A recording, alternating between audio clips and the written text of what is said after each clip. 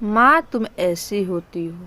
सोहन बहुत परेशान था। उसे समझ में नहीं आ रहा था कि वो इस परिस्थिति से कैसे निपटे। वो अपनी माँ को बहुत चाहता था, किंतु उसकी पत्नी और बच्चे उसकी माँ से बहुत दूर भागते थे, क्योंकि उसकी माँ की एक आंख नहीं थी, साथ ही उसकी उम्र भी 90 पर पहुंच चुकी थी। वैसे वो अपना काम खुद कर लेती थी, किंतु फिर भी वो उसकी पत्नी और बच्चों के लिए हमेशा खटकती थी।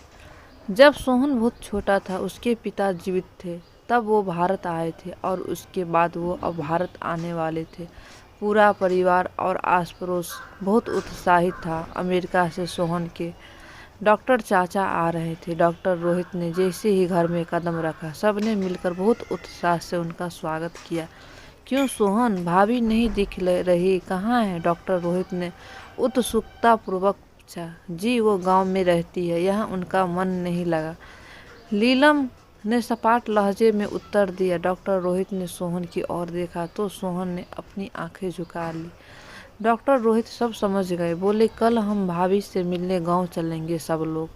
दूसरे दिन सभी लोग गांव के घर पहुंचे। देखा कि ललिता को बहुत तेज बुखार है और वो पलंग पर असहाय पड़ी है। डॉक्टर रोहित दौड़कर ललिता के पास गए, उनके पैर छूकर रोने लगे।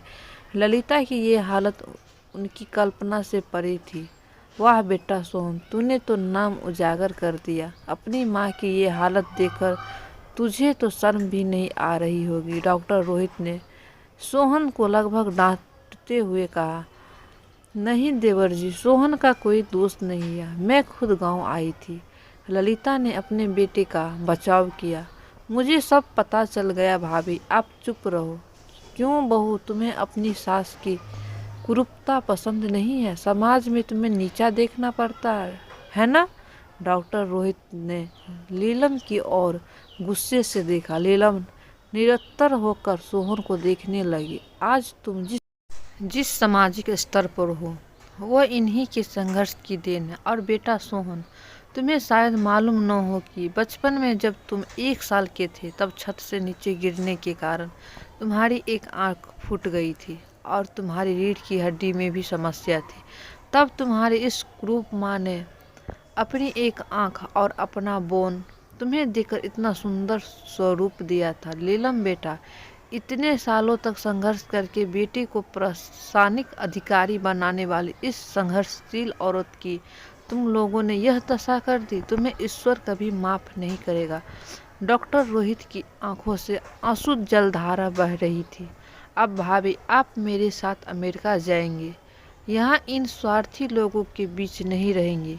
डॉक्टर रोहित ने ललिता से कहा। डॉक्टर रोहित जो उसके चाचा थे, उन्होंने जो राज बताया, उसके बाद तो सोहन को यही लग रहा था कि उससे ज़्यादा पापी इंसान इस दुनिया में कोई और है ही नहीं।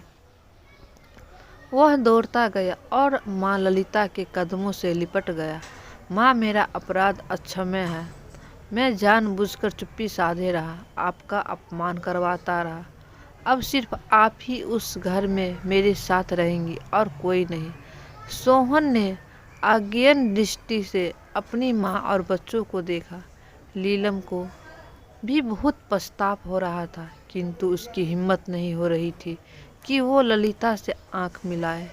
ललिता ने लीलम की मन स्थिति को समझकर उसको पुचकारते हुए अपने पास बुलाया और सोहन को डांटते हुए कहा, खबरदार, जो मेरी बहू को मुझसे अलग करने की कोशिश की तो तुझे ही घर से बाहर निकाल दूंगी। लीलम और बच्चों ने ललिता के पैर पकड़ते हुए अपने व्यवहार पर माफ़ी मांगी और माँ के हृदय ने सबको माफ़ कर दिया।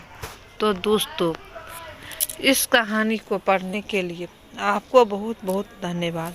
और आप इस चैनल पे नए हो तो चैनल को आप ज़रूर से ज़रूर सब्सक्राइब करें और वीडियो को अंत तक देखने के लिए आपका बहुत बहुत धन्यवाद दोस्तों।